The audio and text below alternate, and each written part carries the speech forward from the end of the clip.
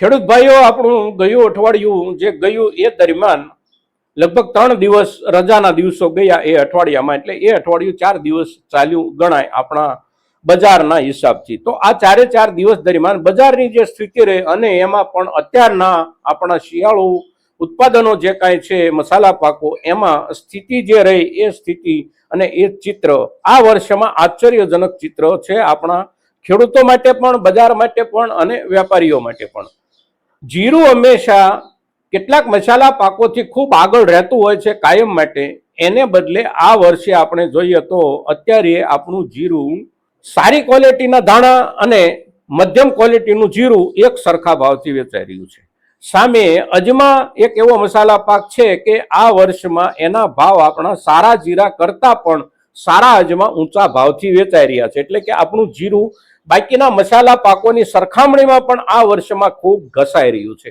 હવે અત્યારે જે પરિસ્થિતિ આપણી જીરાની છે એ પરિસ્થિતિમાંથી આપણું જીરું બહાર નીકળે કે કેમ, આ બાકીના બધા મસાલા પાકોથી કાયમ માટે આગળ રહેનારું જીરું પોતે આગળ થઈ જાય કે નહીં થઈ શકે, આ મુદ્દો જેટલો બજારમાં ચર્ચાઈ રહ્યો છે એટલો જ આપણા ખેડૂતોની વચ્ચે પણ ચર્ચાઈ રહ્યો, કારણ કે આપણે માલ વેચવાનો છે, આપણે પક્યો છે, એના પર ખર્ચો લગાડ્યો છે, એના પર પરિશ્રમ કર્યો છે.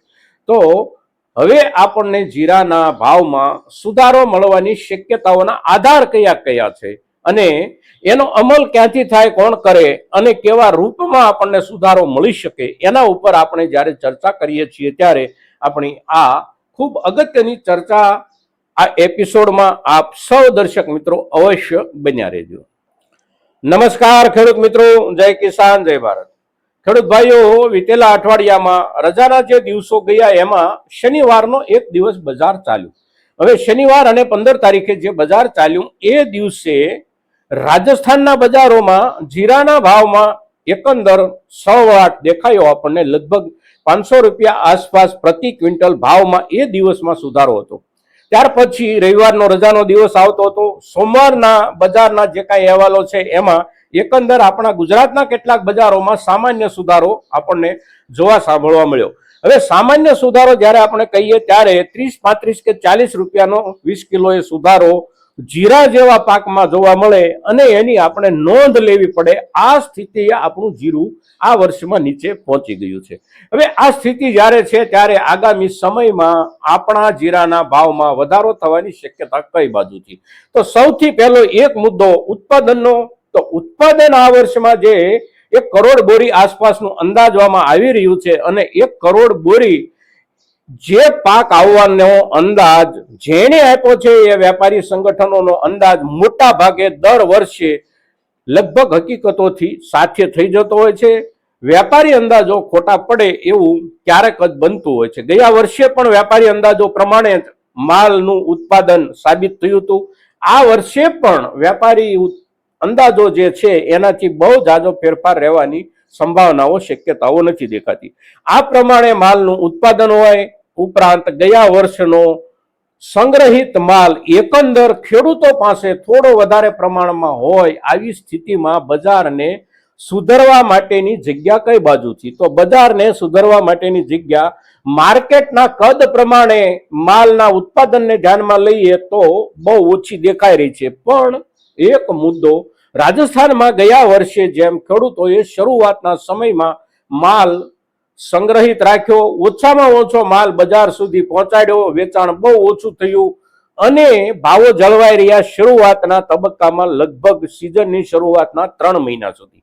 તો આ વર્ષમાં આ પરિસ્થિતિ તરફ આપણે ખેડૂતો જઈ રહ્યા છીએ કે કેમ? આ સવાલ જો પ્રતિકૂળ જવાબ આપતો હોય તો આપણું બજાર ઘસાતું રહે અને આ સવાલનો જવાબ જો આપણને અનુકૂળ મળતો હોય તો બજારમાં સુધારાની શક્યતા દેખાઈ રહી છે. આપણે ખેડૂતો જે કાંઈ માલ ઉત્પન્ન કરીએ છીએ એમાંથી દરેક ખેડૂત એવા નથી હોતા કે એમણે તરતો તરત માલ વેચવો પડે. જે ખેડૂતો તરતો તરત માલ ન વેચે અને સંગ્રહિત રાખી શકે એવા ખેડૂતો જે છે એ આ વર્ષમાં જીરાના પાકને થોડા સમય માટે સંગ્રહિત રાખવાનું વિચારતા હોય તો એની અસર બજાર ઉપર થઈ શકે. રાજસ્થાનના ખેડૂતો અવશ્ય આ દિશા તરફ જતા હોય એવું રાજસ્થાન તરફના અહેવાલો ઉપરથી આપણને જાણવા અને સમજવામાં આવી રહ્યું છે. આપણા ગુજરાતની સ્થિતિ શું કારણ કે આપણા બે રાજ્યોએ નિર્ણય કરવાનો છે, કારણ કે જીરું આપણા બે રાજ્યો પાસે છે, એટલે આપણા બે રાજ્યોના ખેડૂતોએ નિર્ણય કરવાનો છે કે આપણે જીરું આ વર્ષમાં ક્યારે વેચવું છે. હવે આપણે બધા સિઝનની શરૂઆતમાં વેચવાના મૂડમાં હોઈએ તો શરૂઆતની સિઝનમાં અત્યારે જે પ્રમાણે માલનો જથ્થો આવી રહ્યો હોય એ પ્રમાણે જથ્થો આવતો રહે, એમાં પણ વધારો થાય અને બજાર ધીમે ધીમે દબાતું જાય. પણ આપણે સંગ્રહ કરવા તરફ વિચારી શકતા હોઈએ જે ખેડૂતો પોતપોતાની સ્થિતિ પ્રમાણે, એ ખેડૂતો જો માલનો સંગ્રહ કરવાનું વિચારે થોડા સમય માટે તો બજારમાં સુધારો આવે. હવે આવી જ્યારે આપણે ચર્ચા કરીએ છીએ ત્યારે મોટાભાગના ખેડૂતો એવો સવાલ પણ કરતા હોય છે કે અત્યારે સંગ્રહિત રાખીએ અને પછી ભાવ ન મળે તો શું કરવાનું, તમે આપી દેશો. સવાલ બહુ વ્યાજબી હોય છે, પણ અમે અહીંથી કોઈને સંગ્રહવાની કે વેચી દેવાની સલાહ નથી આપતા. માત્ર ને માત્ર સ્થિતિ રજૂ કરીએ છીએ અને એ રજૂ થયેલી સ્થિતિના આધારે આપ સૌએ તમારા માલનો નિર્ણય કરવાનો છે.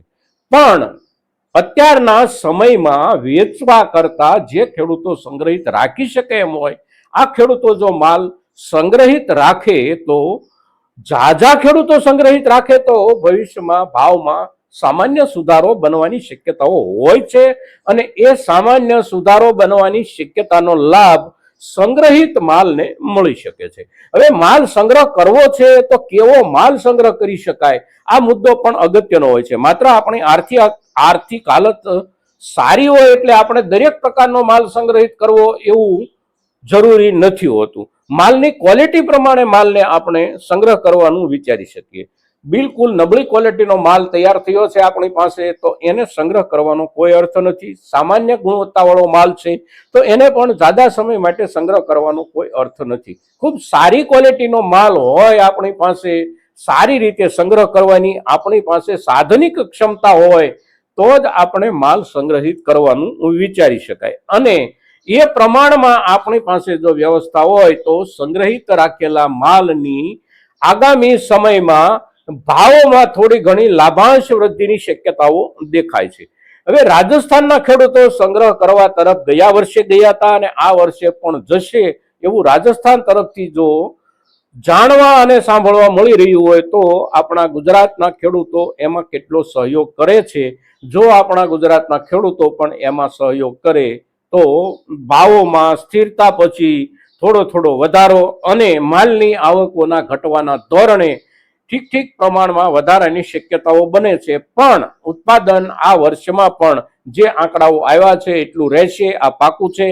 આપણને કદાચ એવું લાગે કોઈ ખેડૂતોને કે માલ બહુ ઓછો પાક્યો છે, નથી પાક્યો, તો આપણો અંદાજ મોટા ભાગે આપણું ખેતર કે આપણા ગામના આધારે હોય છે. જે લોકોએ સર્વે કર્યો છે એમણે આખા બંને રાજ્યોના વિસ્તારોનો સર્વે કરી અને આંકડાઓ રજૂ કર્યા છે અને તેથી આપણે એમના આંકડાઓને આપણને ગમતા હોય કે ન ગમતા હોય પણ સ્વીકારવા જરૂરી છે, કારણ કે એનો સ્વીકાર કરવો એ જ સમજદારી છે. આપણા મનમાં ઉઠેલા તરંગો કે નથી પાક્યું, આ તરંગોને આપણે પકડી રાખીએ તો બજાર આ તરંગોને ધ્યાનમાં લઈને નથી ચાલવાનું. બજાર તો આપણા તરફથી કેટલો માલ બજારમાં જાય છે એના આધારે ચાલવાનું છે. બજારમાં જતા માલના જથ્થા પર અંકુશ આવે તો ભાવમાં સુધારાની શક્યતાઓ દેખાય છે. અંકુશ ન આવે અને જે પ્રમાણે અત્યારે આવકો થઈ રહી છે માર્કેટિંગ યાર્ડોમાં એ પ્રમાણે આપણા તરફથી આવકો થતી રહે.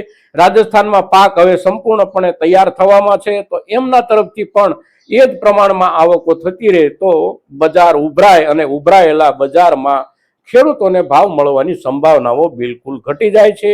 તો આ તમામ મુદ્દાઓને ધ્યાનમાં રાખીને અત્યારના સમયમાં આપણી પાસે પાકેલા જીરાને વેચવું, સંગ્રહિત રાખવું, કઈ સ્થિતિમાં આપણો માલ છે અને કેવી સ્થિતિમાં આપણે પોતે છીએ એના આધારે આપણે નિર્ણય કરવો એ જ આપણો બેસ્ટ ઉકેલ છે મિત્રો આપણા જીરાના પાક માટે.